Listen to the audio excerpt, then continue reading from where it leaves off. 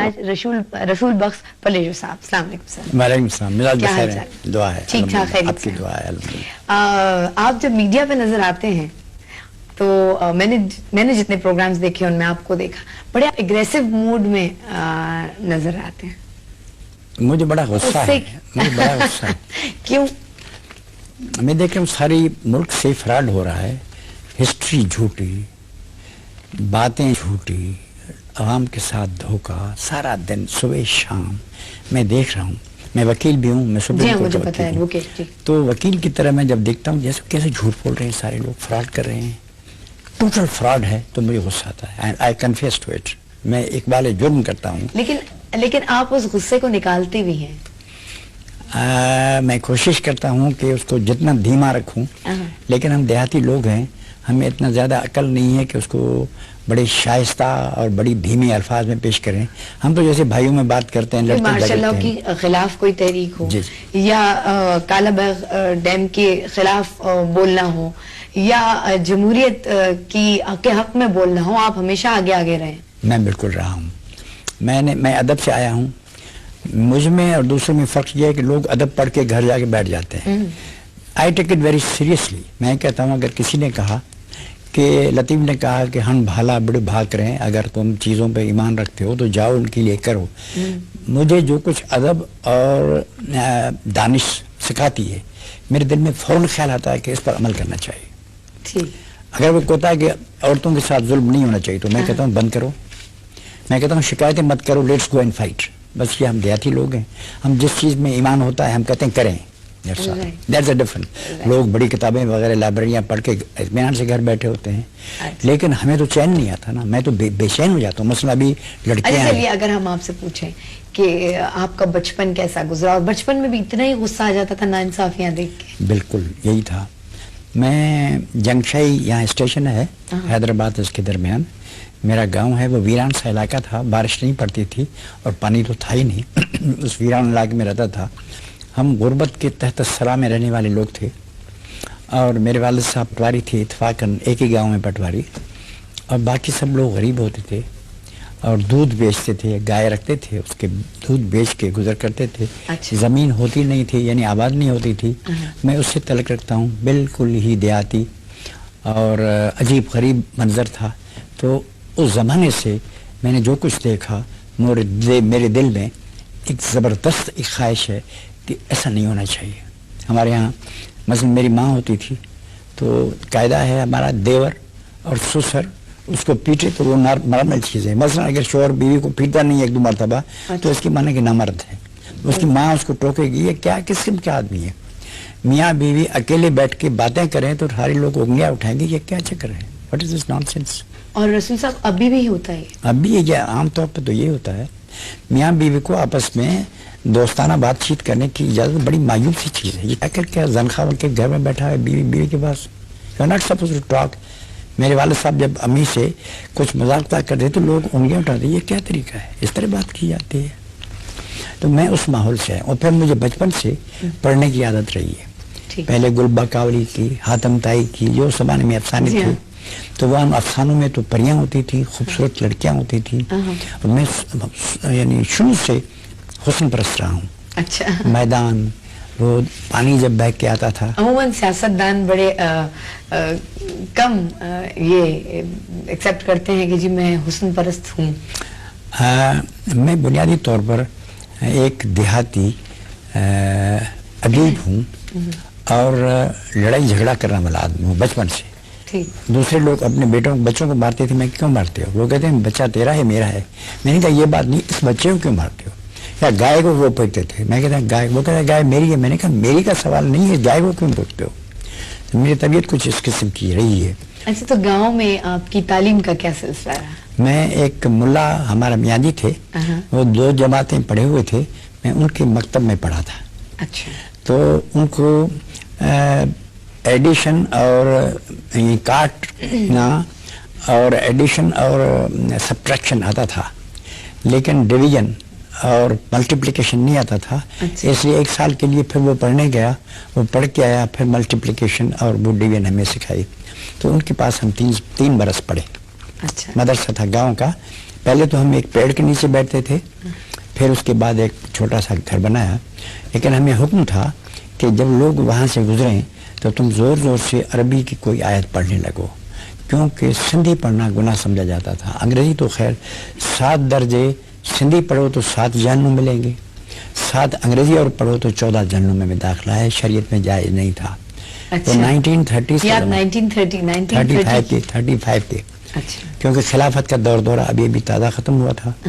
مولانا محمد علی شوکت علی کی اماں اس زمانے میں گئی تھی, تو ترک موالات کا دور تھا. انگریزی مت پڑھو, سندھی مت پڑھو, عربی پڑھو, فارسی بھی نہیں پڑھو, عربی پڑھو. تو ہم زور زور سے کہتے تھے مطلب یہ کہ وہ چلنے والا معلوم کرے کہ ہم عربی پڑھ رہے ہیں, کچھ سندھی نہیں پڑھ رہے ہیں. اچھا, سر ننگا, پھر وہابیت کا زمانہ بھی تھا, سر ننگا مت کرو, اپنے کزن سے بھی بات مت کرو, شریعت کے خلاف ہے. کھیل کھیلو گے تو وہ لہو و لعب میں شمار ہوگا, شریعت کے خلاف ہے. میں کہا کرتا ہوں کہ میری زندگی ساری غیر قانونی کام کرتے ہوئے گزری ہے, کھیلنا بھی. اچھا, اور سندھی کتابیں پڑھنا, داستانیں پڑھنا. اچھا, جو سفر آپ نے گاؤں سے اور اس چھوٹی سی آپ نے کہا پیڑ کے نیچے بیٹھ کے آپ پڑھتے تھے, وہیں آپ کی کلاس ہوتی تھی, یہ سفر لا گریجویشن تک آپ کو کیسے لے گیا؟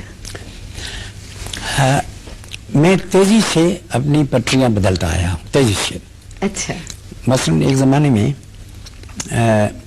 میری طبیعت یہ تھی کہ جو چیز اچھی ہوتی تھی میرے دل میں ہوتا ہے کہ میں وہ کروں. اچھا, لوگ اچھی چیزوں کو دیکھ کے کہتے ہیں کہ دیکھو کتنی اچھی ہے, میں دیکھ کے کہتا ہوں کہ یہ مجھے مل جائے, اچھا, یا میں کروں.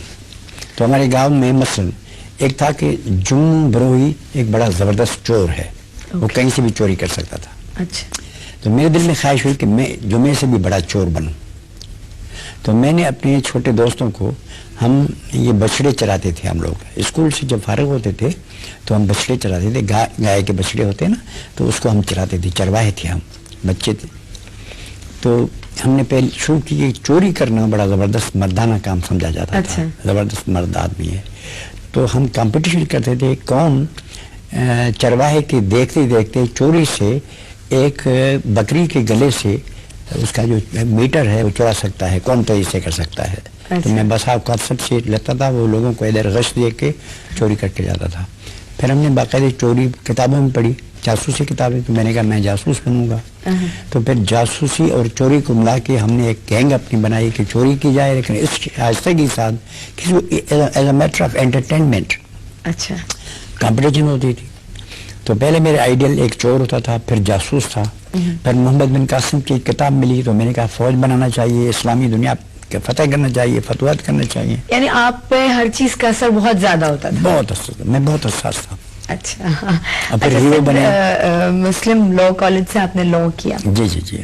اس کے بعد آپ صحافت سے وابستہ رہے؟ جی جی. آپ اس سے بھی پہلے 5 سال جرنلزم کا کیریئر بنائے رکھا, اور نئی سندھ کراچی کا میں ایڈیٹر تھا. پھر آخر وہ آپ کا ایکسپیرینس کیسا رہا تھا؟ وہ زبردست تھا.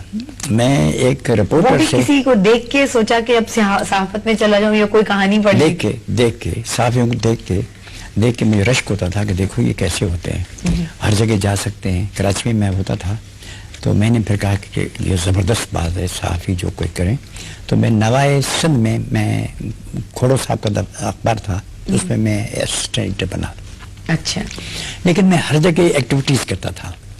ہمارے مولوی صاحب تھے ایڈیٹر, اس کو پتہ نہیں چلتا تھا, تو میں اپنی کاروائیاں کرتا تھا.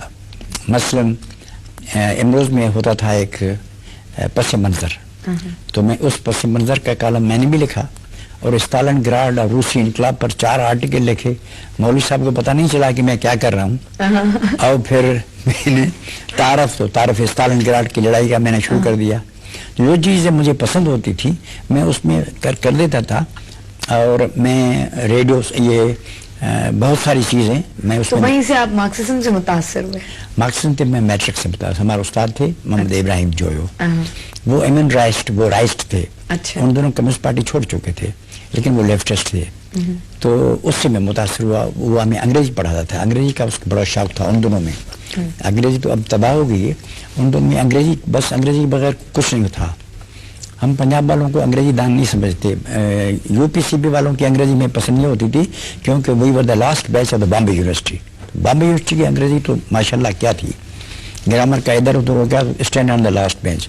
उस दिन से मैंने पढ़ना शुरू किया। अच्छा अच्छा, आपका सियासी कैरियर शुरू हुआ हैदर बख्श जतोई की जमात से, कॉमरेड। तो इस तहरीक सिंध हारी कमेटी से आपने कैरियर, सियासी कैरियर शुरू किया। इसके बारे में हमें कुछ बताएं, कैसे आप आ गए सियासत? हम लॉ पढ़ रहे थे, मैं सिंधी अदबी संगत जो एक प्रोग्रेसिव सिंधी अदीबों की अंजुमन थी, अंजुमन तरकीब मुसन्निफीन के हम पला थी सिंध में, उसका नाम था सिंधी अदबी संगत। तो उसमें हम पढ़ते थे, तो किसी ने आगे कहा, मैं लॉ भी पढ़ता था, तो किसी ने कहा कि हैदर बख्श जतोई की इलेक्शन होने वाली है और तुम जाके उधर वर्क करो। तो हमने वॉलंटियर किया, मैं वहाँ गया। तो उसका ज़बरदस्त है, आपके पास अभी स्पेस नहीं है, वो खुद मैं अपनी ज़िंदगी की कहानी नहीं लिखी है, ज़बरदस्त तजुर्बा था मेरे सामने। अच्छा। For the first time I went in confrontation, कबायली सरदारी निज़ाम से मेरी डायरेक्ट कन्फ्रंटेशन हो गई। वो जो एक्सपीरियंस है मैं बयान नहीं कर सकता। बस एक तो ये था कि हम जा रहे थे हैदर बख्श जतोई के साथ, तो घास पड़ा हुआ था, जीप में जा रहे थे तो हमारी गाड़ी नीचे चली गई, तो इस तरफ से डाकू आ गए। तो हम इलेक्शन लड़ते हो सरदार साहब के खिलाफ। सरदार साहब was the greatest Sardar of that time, आज भी है। तो क्यों लड़ते हो? फिर मैंने उनको तकरीर करके सुनाई कि तुम इस शख्स को मानना चाहते हो। मुझे ये भी याद है कि मैं एक उलमा कराम का दफ्तर है बेर शरीफ का हूँ, आज मशहूर है, वो देवबंदी उलमा का मरकज है। लेकिन मैंने तकरीर करके कहा कि खवातीन अंदर बैठी हैं, मैं ये बात कर रहा हूँ, अगर आप इत्तेफाक करती हैं तो अपने हाथ बुलंद करो गाँव में।